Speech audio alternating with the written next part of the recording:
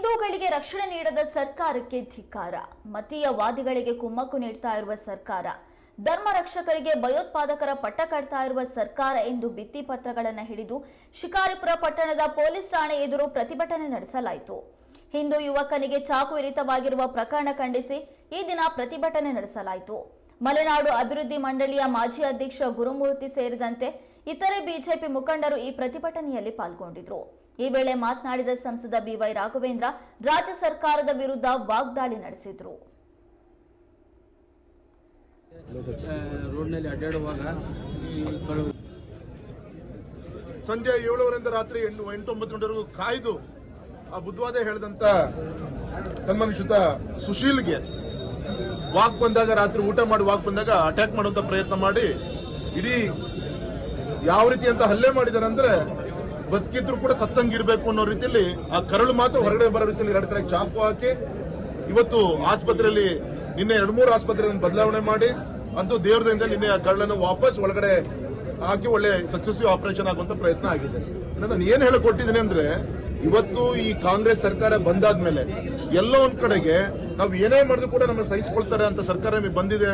ಈ ತುಷ್ಟೀಕರಣ ರಾಜಕಾರಣದಿಂದ ಇವತ್ತು ಈ ಒಂದು ಮುಸ್ಲಿಂ ಅಲ್ಲಿರುವಂತಹ ಕೆಲವು ದೇಶ ವಿರೋಧಿ ಮನಸ್ಥಿತಿಗಳೇನಿದೆ, ಈ ರಾಕ್ಷಸ ಕೃತ ಮನಸ್ಥಿತಿ ಏನಿದೆ, ಇವತ್ತು ಅವರ ನಡವಳಿಕೆ ಏನಿದೆ, ಅದನ್ನ ನಾವು ಖಂಡಿಸ್ತಾ ಇದ್ದೀವಿ.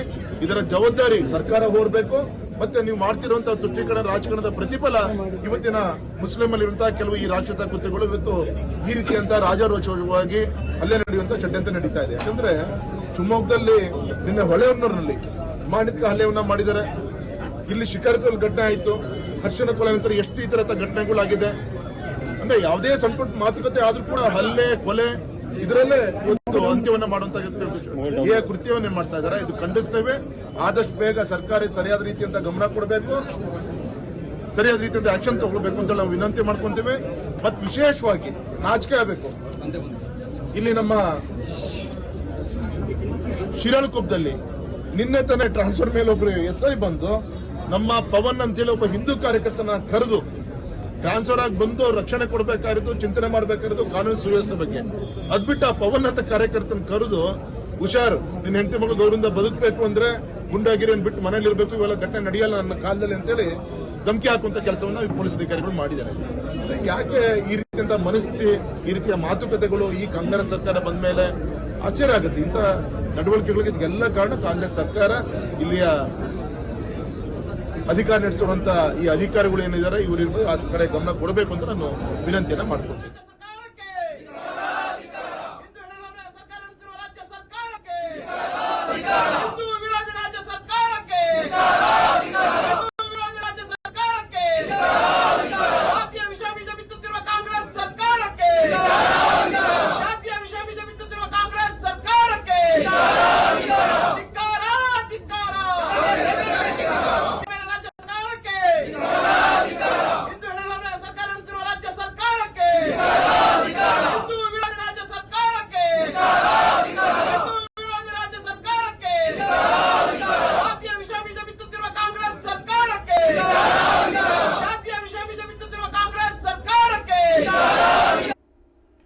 ಶಿಕಾರಿಪುರದಲ್ಲಿ ಸುಶೀಲ್ ಎಂಬ ಯುವಕನಿಗೆ ಚಾಕುವಿನಿಂದ ಇರಿಯಲಾಗಿದೆ.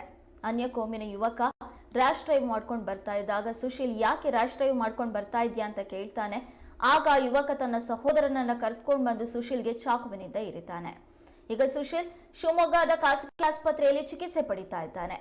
ಆದ್ರೆ ಇದರ ಮಧ್ಯೆ ಬಿಜೆಪಿ ಇದೀಗ ಹಿಂದೂಗಳಿಗೆ ರಕ್ಷಣೆ ನೀಡದ ಸರ್ಕಾರಕ್ಕೆ ಧಿಕ್ಕಾರ, ಮತೀಯವಾದಿಗಳಿಗೆ ಕುಮ್ಮಕ್ಕು ನೀಡ್ತಾ ಇರುವ ಸರ್ಕಾರ, ಧರ್ಮ ರಕ್ಷಕರಿಗೆ ಭಯೋತ್ಪಾದಕರ ಪಟ್ಟ ಕಟ್ತಾ ಇರುವ ಸರ್ಕಾರ ಅಂತ ಭಿತ್ತಿ ಪತ್ರಗಳನ್ನ ಹಿಡಿದು ಶಿಕಾರಿಪುರ ಪೊಲೀಸ್ ಠಾಣೆ ಎದುರು ಪ್ರತಿಭಟನೆಯನ್ನ ನಡೆಸಿದೆ.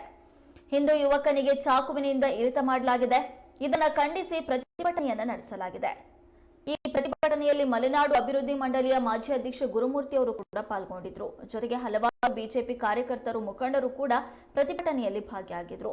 ಸಂಸದ ಬಿವೈ ರಾಘವೇಂದ್ರ ಅವರು ಕೂಡ ಪ್ರತಿಭಟನೆಯಲ್ಲಿ ಭಾಗಿಯಾಗಿ ಈ ಕುರಿತು ಸರ್ಕಾರದ ವಿರುದ್ಧ ಆಕ್ರೋಶ ವ್ಯಕ್ತಪಡಿಸಿದ್ರು.